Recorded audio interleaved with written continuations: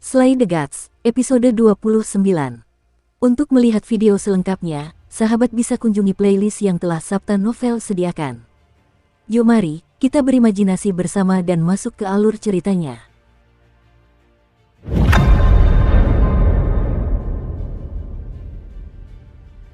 Hei, bukankah ini Shen Qingsu si pembuat onar? Kau juga sudah tersingkir. Ya, beraninya kau meledakkan drone. Siapa yang memberimu nyali? Maaf, aku bengkak. Kalau begitu, hukumanmu akan berlipat ganda. Biar aku pikirkan dari mana harus mulai. Ngomong-ngomong, apa kau dengar apa yang baru saja dikatakan Liliang? Saya mendengarnya. Apakah yang dikatakannya benar? Ya, jadi, mengapa kamu ingin menggambarkan dirimu sebagai orang yang kejam, tidak taat hukum, dan sombong? Karena orang-orang selalu menindas dan takut pada yang kuat, maka yang lemah akan selalu ditindas. Meskipun aku penasaran dengan masa lalumu, aku tidak akan bertanya untuk saat ini, mengingat situasimu saat ini. Katakan padaku mengapa kamu ingin menjadi orang yang kuat. Saya tidak ingin orang lain memandang rendah saya. Hanya karena ini.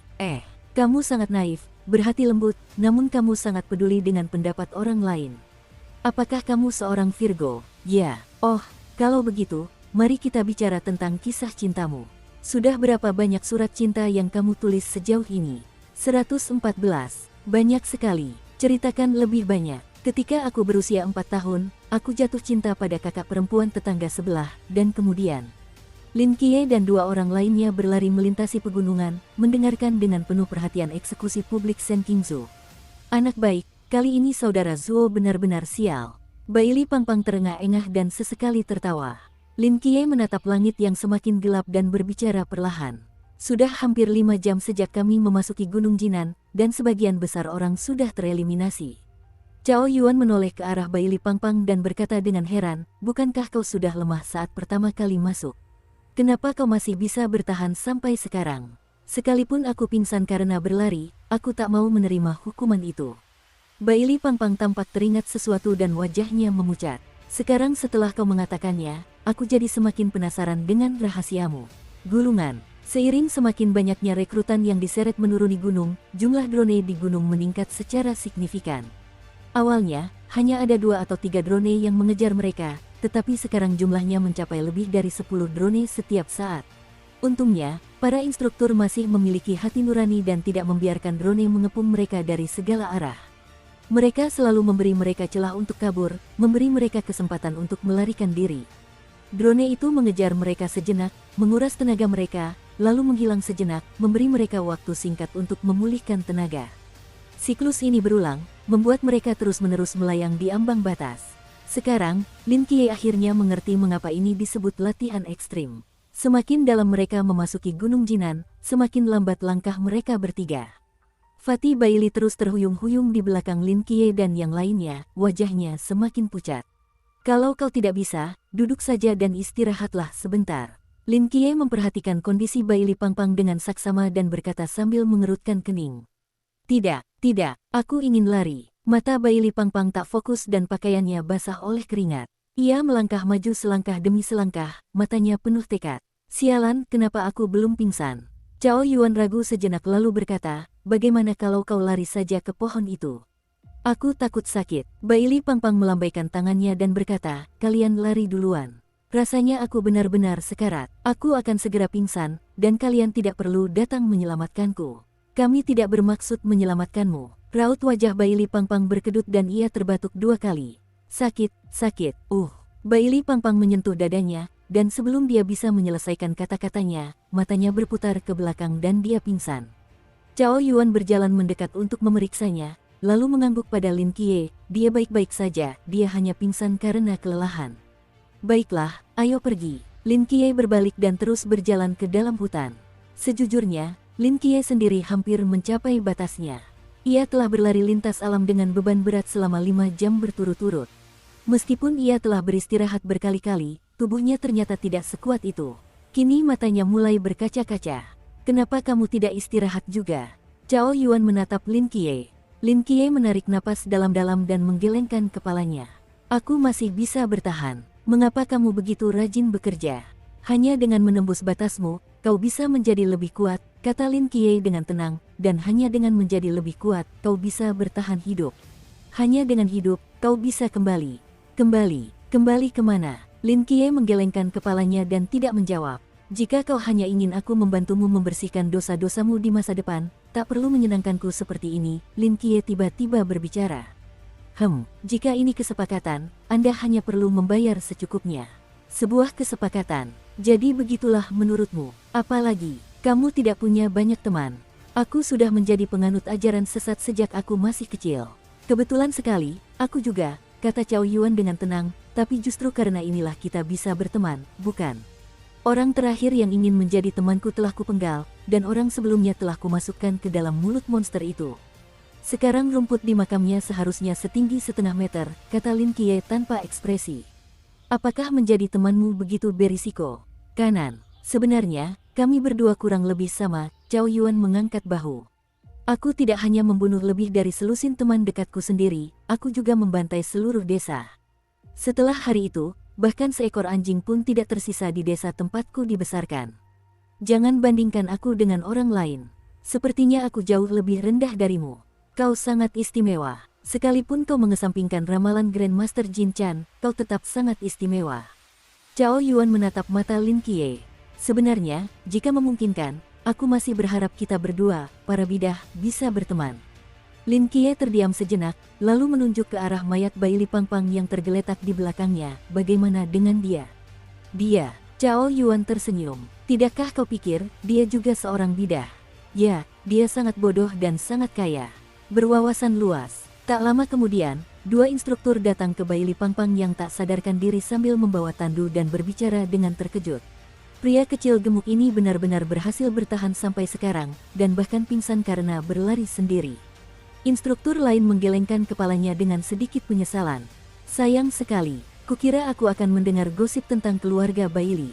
Kudengar para tuan muda dari keluarga bangsawan ini kehidupan pribadinya sangat berantakan. Oh, lupakan saja, bawa saja ke bawah. Wah, berat sekali. Kedua pria itu mengangkat Bai Li Pangpang ke atas tandu dan berlari menuruni gunung sambil terengah-engah. Di atas tandu, Fatih Bai Li, terbaring seperti babi mati, mengerang 2 kali, diam-diam membuka matanya, dan senyum muncul di sudut mulutnya. Di kaki gunung, 7 jam telah berlalu. Berapa orang yang tersisa? Instruktur Hong masuk ke tenda taktis dan bertanya. Para instruktur yang menatap layar menghitung dan menjawab. Masih ada 16. Kebanyakan dari mereka adalah seniman bela diri atau pasukan khusus.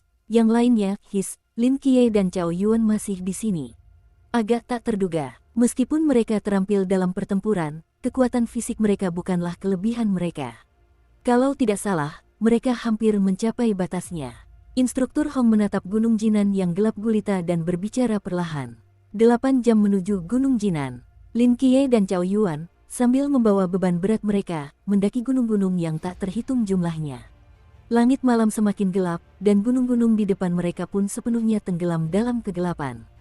Di lingkungan yang dipenuhi cabang dan lubang di mana-mana ini, hampir mustahil untuk bergerak maju tanpa senter. Tak seorang pun tahu apakah langkah selanjutnya akan berupa tanah datar atau tanah cekung penuh duri. Pada saat ini, Gunung Jinan yang besar itu sunyi senyap. Berapa banyak yang tersisa? Para instruktur duduk bersama, dan instruktur Hong melihat waktu dan bertanya. Ada 3 yang tersisa, prajurit pasukan khusus Zheng Zong, Lin Qiye, dan Cao Yuan. Sialan, bagaimana kedua orang itu bisa bertahan sampai sekarang? Ini tidak ilmiah, gerutu seorang instruktur dalam hati. Tubuh Cao Yuan telah ditempa oleh Black King Slasing, jadi tidak mengherankan dia bisa bertahan. Tapi Lin Qiye, bagaimana dia melakukannya? Instruktur Hong menyentuh dagunya, matanya penuh kebingungan.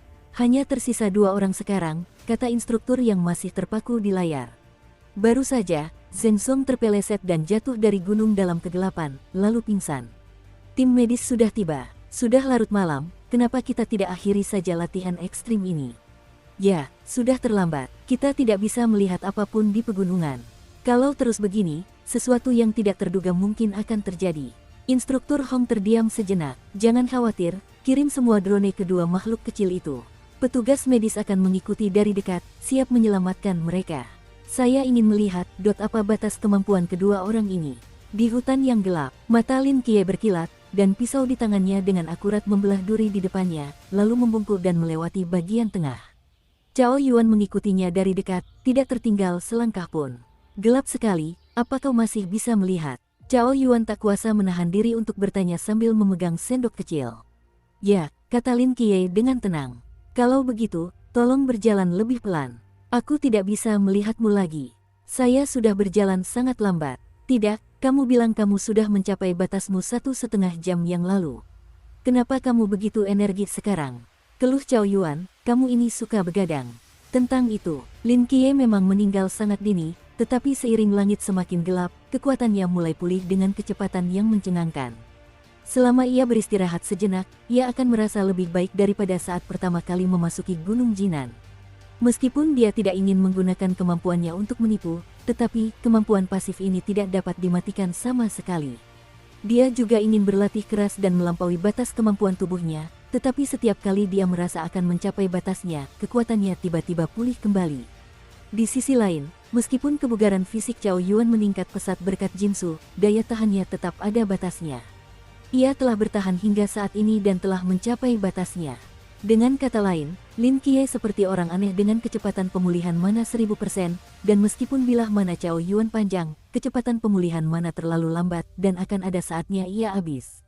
Sudah lama aku tak mendengar suara hukuman. Apa hanya kita berdua yang tersisa di gunung ini? Dukung terus channel YouTube Sabta Novel. 10 menit yang lalu ada satu orang, sekarang hanya ada kita berdua. Kau tahu semua ini? Lin Qiye tidak menjawab, tetapi hanya melirik kelelawar yang baru saja terbang di udara. Di tengah malam di pegunungan ini, cacing tanah, kaki seribu, kadal, kelelawar, semua makhluk nokturnal adalah mata-mata Lin Qiye. Sekitar 1 jam yang lalu, Lin Qiye sudah sepenuhnya memahami situasi pegunungan ini melalui mereka. Ia bahkan tahu betul bahwa ada beberapa petugas medis yang mengikutinya dan beberapa drone melayang di atas kepalanya. Jika ia mau, ia bahkan bisa bersembunyi di pegunungan dan tak akan pernah ditemukan siapapun. Sekarang, gunung ini telah menjadi kampung halaman Lin Qiye. Rasanya aku ingin mati. Mereka berdua berjalan sebentar, lalu langkah Cao Yuan yang sempoyongan berhenti dan dia berdiri di belakang Lin Qiye. Lin Qiye mengangkat alisnya, tidak berusaha lebih keras. Aku tidak boleh pingsan. Cao Yuan menggelengkan kepalanya. Begitu aku pingsan, Jinsu mungkin akan mengambil alih tubuhku, yang akan lebih merepotkan lagi. Sepertinya memiliki urutan reruntuhan terlarang yang terlalu tinggi bukanlah hal yang baik, Lin Qiye mendesah. Silakan saja, aku akan menunggu di sini. Kalau tidak terjadi apa-apa, kau akan mendengar suaraku dihukum sebentar lagi. Cao Yuan duduk di tempat dan tersenyum pada Lin Qiye. Kalau begitu aku pergi dulu. Sampai jumpa di kamp pelatihan. Lin Qiye berbalik, menggenggam pisau erat-erat di tangannya, dan melangkah ke pegunungan yang dalam di malam hari. Di kaki gunung, Cao Yuan langsung menyerah, dan kini hanya Lin Qiye yang tersisa, ujar seorang instruktur. Anak ini bisa memberi kita kejutan dalam segala hal, kata instruktur Hong sambil mengangkat alisnya dengan penuh emosi. Dan, apa? Dia sudah berjalan dalam garis lurus sejak lebih dari 1 jam yang lalu. Apa? Para instruktur di tenda tercengang. Bagaimana mungkin? Kita sudah mengubah jalur di Gunung Jinan. Bagaimana mungkin dia bisa berjalan lurus? Entahlah, tapi dia berhasil. Dengan kecepatan seperti ini, paling lama 3 jam, dia benar-benar bisa menyeberangi seluruh Gunung Jinan. 3 jam, apakah dia punya cukup energi? Meski aku ingin bilang itu tidak cukup, akal sehat sepertinya tidak pernah berlaku padanya. Instruktur Hong terdiam sejenak, lalu perlahan berkata, bongkar semua tenda di sini, tinggalkan 1 orang untuk menghukum Cao Yuan, dan kalian semua ikuti aku ke sisi lain Gunung Jinan. Ayo kita tunggu dia di sana. Instruktur Hong, apakah Anda benar-benar yakin dia bisa melakukannya? Kalau orang lain, mungkin aku tidak akan percaya, tapi kalau dia, itu lain cerita. Dibutuhkan 9 jam untuk memasuki Gunung Jinan. Lin Qiye berlari semakin cepat di tengah hutan di tengah malam. Ia bagaikan hantu, bergerak bebas melewati pegunungan dan ladang, seolah-olah ia berada di rumah. Tiba-tiba, sebuah suara terdengar dari beban di belakangnya.